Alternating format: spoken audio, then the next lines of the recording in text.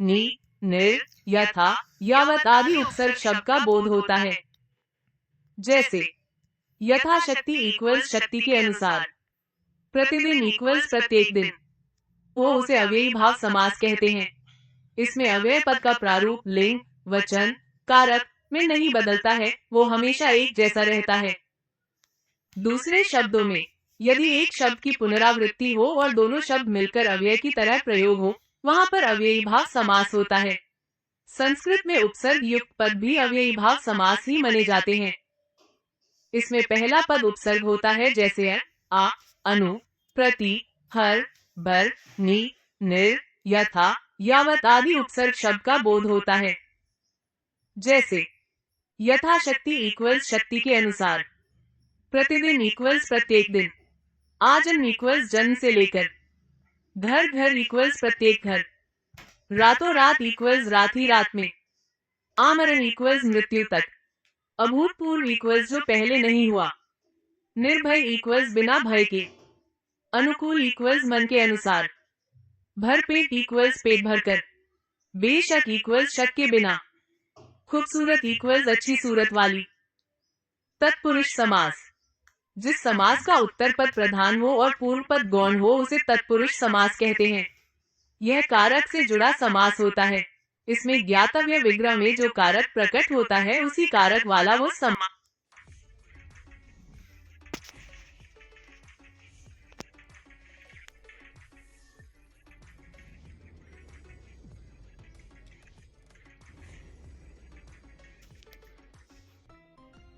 समास की परिभाषा, सी वीडियो ऑफ समास इन हिंदी। सामासिक शब्द, पूर्व पद और उत्तर पद, समास विग्रह, समास और संधि में अंतर। समास के, जिस समास का उत्तर पद प्रधान हो और पूर्व पद गौण हो उसे तत्पुरुष समास कहते हैं। यह कारक से जुड़ा समास होता है। इसमें ज्ञातव्य विग्रह में जो कारक प्रकट होता है उसी कारक वाला वो समास होता है। इसे बनाने में दो पदों के बीच कारक चिन्हों का लोप हो जाता है, उसे तत्पुरुष समास कहते हैं। इस समास में साधारणतः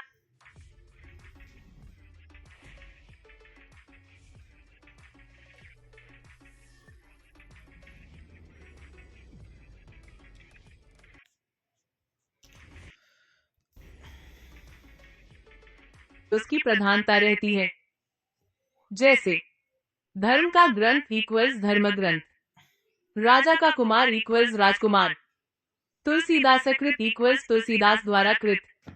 इसमें कर्ता और संबोधन कारक को छोड़कर शेष 6 कारक चिन्हों का प्रयोग होता है। जैसे कर्म कारक, करण कारक, संप्रदान कारक, अपादान कारक, संबंध कारक, अधिकरण कारक। इस समास में दूसरा पद प्रधान होता है। कर्म तत्पुरुष, इसमें दो पदों के बीच में कर्म कारक छिपा हुआ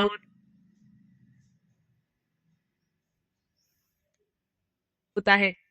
कर्म कारक का चिन्ह को होता है। को कर्म कारक की विभक्ति भी कहा जाता है, उसे कर्म तत्पुरुष समास कहते हैं। को के लोप से यह समास बनता है। जैसे ग्रंथकार इक्वल्स ग्रंथ को लिखने वाला। करण तत्पुरुष, जहां पर पहले पद में करण कारक का बोध होता है। इसमें दो पदों के बीच करण कारक छिपा होता है। करण कारक का चिन्ह या विभक्ति के द्वारा और से होता है, उसे करण तत्पुरुष कहते हैं। से और के द्वारा के लोप से यह समास बनता है। जैसे वाल्मीकि रचित इक्वल्स वाल्मीकि के द्वारा रचित। संप्रदान तत्पुरुष, इसमें दो पदों के बीच संप्रदान कारक छिपा होता है। संप्रदान कारक का चिन्ह या विभक्ति के लिए होती है, उसे संप्रदान तत्पुरुष समास कहते हैं। के लिए का लोप होने से यह समास बनता है। जैसे सत्याग्रह इक्वल सत्य के लिए आग्रह। अपादान तत्पुरुष, इसमें दो पदों के बीच में अपादान कारक छिपा होता है।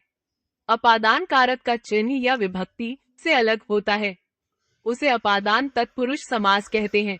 से का लोप होने से यह समास बनता है। जैसे पथभ्रष्ट इक्वल्स पथ से भ्रष्ट। संबंध तत्पुरुष, इसमें दो पदों के बीच में संबंध कारक छिपा होता है। संबंध कारक के चिन्ह या विभक्ति का के की होती है, उसे संबंध तत्पुरुष समास कहते हैं। का के की आदि का लोप होने से यह समास बनता है। जैसे राजसभा इक्वल्स राजा की सभा। अधिकरण तत्पुरुष, इसमें दो पदों के बीच अधिकरण कारक छिपा होता है। अधिकरण कारक का चिन्ह या विभक्ति में पर होता है, उसे अधिकरण तत्पुरुष समास कहते हैं। में और पर का लोप होने से यह समास बनता है। जैसे जल समाधि इक्वल्स जल में समाधि। रिलेटेड फॉर्मल लेटर इन हिंदी। तत्पुरुष समास के प्रकार। 1. नन तत्पुरुष समास। नन तत्पुरुष समास, इसमें पहला पद निषेधात्मक होता है, उसे नन तत्पुरुष समास कहते हैं। जैसे असभ्य इक्वल्स न सभ्य, अनादि इक्वल्स न आदि, असंभव इक्वल्स न संभव, अनंत इक्वल्स न अंत।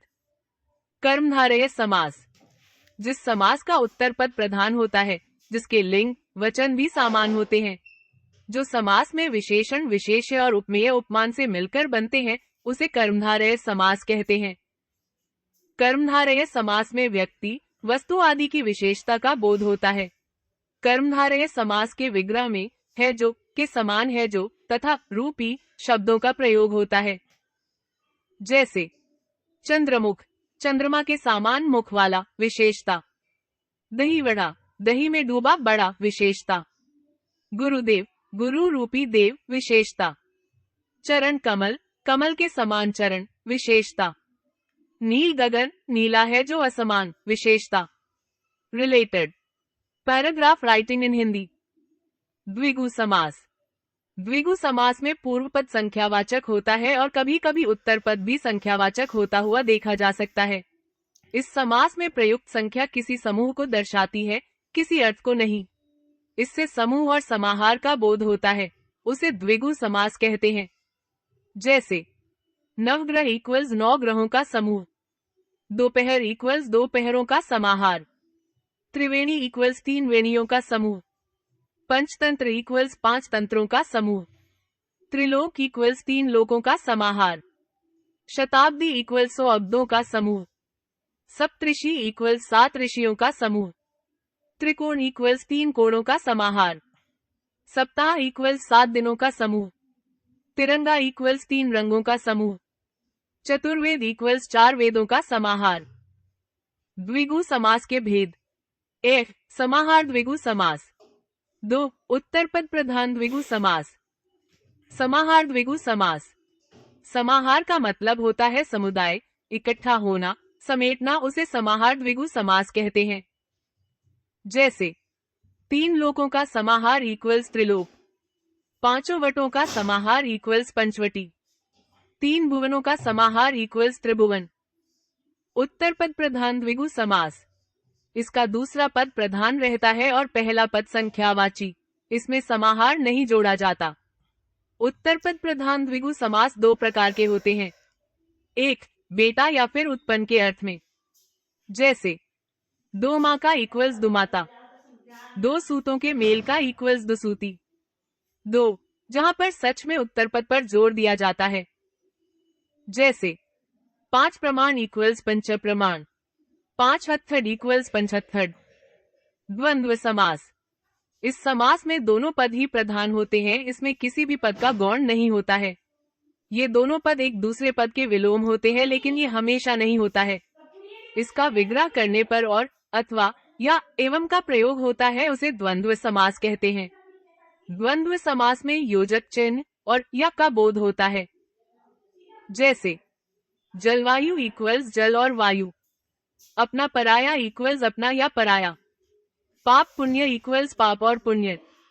राधा कृष्ण इक्वल्स राधा और कृष्ण। अन्न जल इक्वल्स अन्न और जल।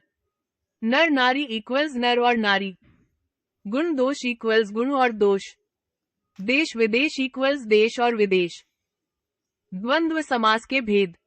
1. इतरेत्र द्वंद्व समास। 2. समाहार द्वंद्व समास। 3. वैकल्पिक द्वंद्व समास। इतरेत्र द्वंद्व समास वो द्वंद्व जिसमें और शब्द से भी पद जुड़े होते हैं और अलग अस्तित्व रखते हो, उसे इतरेतर द्वंद्व समास कहते हैं। इस समास से जो पद बनते हैं वो हमेशा बहुवचन में प्रयोग होते हैं, क्योंकि वे 2 या 2 से अधिक पदों से मिलकर बने होते हैं। जैसे राम और कृष्ण इक्वल्स राम कृष्ण। माँ और बाप इक्वल्स माँ बाप। अमीर और गरीब इक्वल्स अमीर गरीब। गाय और बैल इक्वल्स गाय बैल। ऋषि और मुनि इक्वल्स ऋषि मुनि। यहाँ ध्यान रखना चाहिए कि इतरेतर द्वंद्व में दोनों पद न केवल प्रधान होते हैं बल्कि अपना अलग अलग अस्तित्व भी रखते हैं। समाहार द्वंद्व समास। समाहार का अर्थ होता है समूह। जब द्वंद्व समास के दोनों पद और समुच्चय बोधक से जुड़ा होने पर भी अलग अलग अस्तित्व नहीं रखकर समूह का बोध कराते हैं, तब वह समाहार द्वंद्व समास कहलाता है। इस समास में दो पदों के अलावा तीसरा पद भी छुपा होता है और अपने अर्थ का बोध अप्रत्यक्ष रूप से कराते हैं। जैसे दाल रोटी इक्वल्स दाल और रोटी, हाथ पांव इक्वल्स हाथ और पांव, आहार निंद्रा इक्वल्स आहार और निंद्रा। Related notice writing in Hindi. वैकल्पिक द्वंद्व समास। इस द्वंद्व समास में दो पदों के बीच में या अथवा आदि विकल्प सूचक अव्यय छिपे होते हैं, उसे वैकल्पिक द्वंद्व समास कहते हैं। इस समास में ज्यादा से ज्यादा दो विपरीतार्थक शब्दों का योग होता है। इस समास में विकल्प सूचक समुच्चय बोधक अव्यय वा या अथवा का प्रयोग होता है, जिसका समास करने पर लोप हो जाता है। जैसे पाप पुण्य इक्वल्स पाप या पुण्य, भला बुरा इक्वल्स भला या बुरा, थोड़ा बहुत इक्वल्स थोड़ा या बहुत। बहुब्रीहि समास। इस समास में कोई भी पद प्रधान नहीं होता। जब दो पद मिलकर तीसरा पद बनाते हैं तब वह तीसरा पद प्रधान होता है। इसका विग्रह करने पर वाला, है, जो, जिसका, जिसकी, जिसके, वह आदि आते हैं, वह बहुब्रीहि समास कहलाता है। दूसरे शब्दों में जिस समास में पूर्व पद तथा उत्तर पद दोनों में से कोई भी पद प्रधान न होकर कोई अन्य पद ही प्रधान हो, वह बहुव्रीहि समास कहलाता है। जिस समस्त पद में कोई पद प्रधान नहीं होता, दोनों पद मिलकर किसी तीसरे पद की ओर संकेत करते हैं, उसमें बहुव्रीहि समास होता है। नीलकंठ नीला है कंठ जिसका अर्थात शिव। यहाँ पर दोनों पदों ने मिलकर एक तीसरे पद शिव का संकेत किया, इसलिए यह बहुव्रीहि समास है। इस समास के समासगत पदों में कोई भी प्रधान नहीं होता, बल्कि पूरा समस्त पद ही किसी अन्य पद का विशेषण होता है। जैसे गजानन इक्वल्स गज का आनन है जिसका गणेश, त्रिनेत्र इक्वल्स तीन नेत्र है जिसके शिव, नीलकंठ इक्वल्स नीला है कंठ जिसका शिव, लंबोदर इक्वल्स लंबा है उदर जिसका गणेश, दशानन इक्वल्स दश है आनंद जिसके रावण, चतुर्भुज इक्वल्स चार भुजाओं वाला विष्णु, पीतांबर इक्वल्स पीले है वस्त्र जिसके कृष्ण, चक्रधर इक्वल्स चक्र को धारण करने वाला विष्णु। बहुब्रीहि समास के भेद। 1. समानाधिकरण बहुब्रीहि समास। 2. व्यधिकरण बहुब्रीहि समास। 3. तुल्य योग बहुब्रीहि समास। 4. व्यतिहार बहुब्रीहि समास। 5. प्रादि बहुब्रीहि समास। समानाधिकरण बहुब्रीहि समास। इसमें सभी पद कर्ता कारक की विभक्ति के होते हैं, लेकिन समस्त पद के द्वारा जो अन्य उक्त होता है वो कर्म, करण, संप्रदान, अपादान, संबंध, अधिकरण आदि विभक्तियों में भी उक्त हो जाता है, उसे समानाधिकरण बहुब्रीहि समास कहते हैं।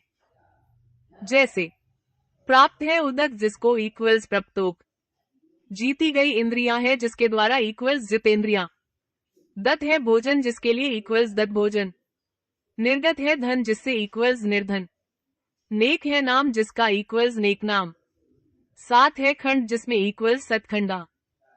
व्यधिकरण बहुब्रीहि समास।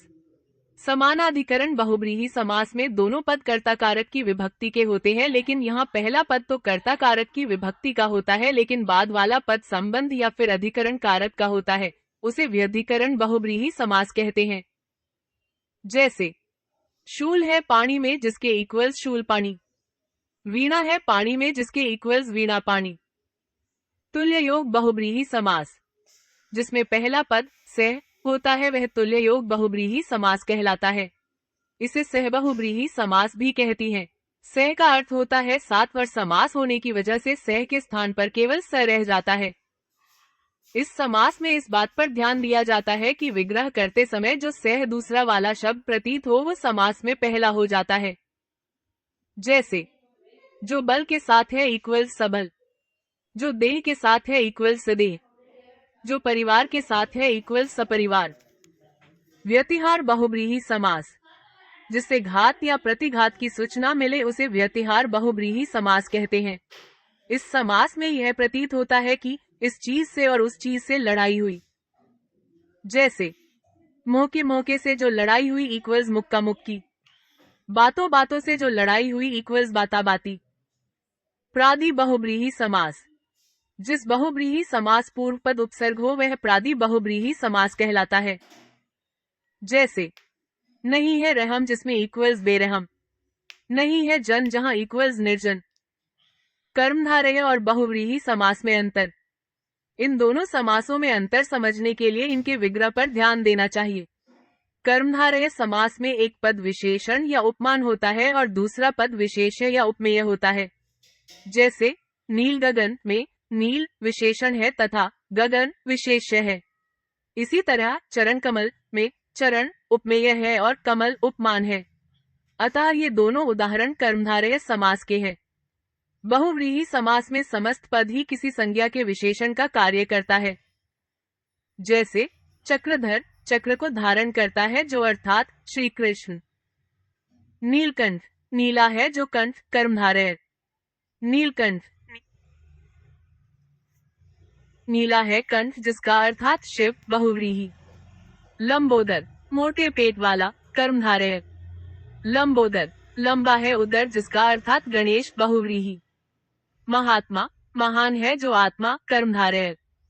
महात्मा महान आत्मा है जिसकी अर्थात विशेष व्यक्ति बहुव्रीहि। कमल नयन कमल के समान नयन कर्मधारय। कमल नयन कमल के समान नयन है जिसके अर्थात विष्णु बहुव्रीहि। पीतांबर पीले है जो अंबर वस्त्र कर्मधारय। पीतांबर पीले अंबर है जिसके अर्थात कृष्ण बहुव्रीहि। द्विगु और बहुव्रीहि समास में अंतर। कॉम्पाउंड वर्ड्स इन हिंदी द्विगु समास का पहला पद संख्यावाचक विशेषण होता है और दूसरा पद विशेष्य होता है, जबकि बहुव्रीहि समास में समस्त पद ही विशेषण का कार्य करता है। जैसे चतुर्भुज चार भुजाओं का समूह द्विगु समास। चतुर्भुज चार है भुजाएं जिसकी अर्थात विष्णु बहुव्रीहि समास। पंचवटी पांच वटों का समाहार द्विगु समास। पंचवटी पांच वटों से घिरा एक निश्चित स्थल अर्थात दंडकारण्य में स्थित वह स्थान जहां वनवासी राम ने सीता और लक्ष्मण के साथ निवास किया बहुव्रीहि समास। त्रिलोचन तीन लोचनों का समूह द्विगु समास। त्रिलोचन तीन लोचन है जिसके अर्थात शिव बहुव्रीहि समास। दशानन 10 आननों का समूह द्विगु समास। दशानन 10 आनन है जिसके अर्थात रावण बहुव्रीहि समास। द्विगु और कर्मधारय में अंतर। आई द्विगु का पहला पद हमेशा संख्यावाचक विशेषण होता है जो दूसरे पद की गिनती बताता है, जबकि कर्मधारय का एक पद विशेषण होने पर भी संख्यावाचक कभी नहीं होता है।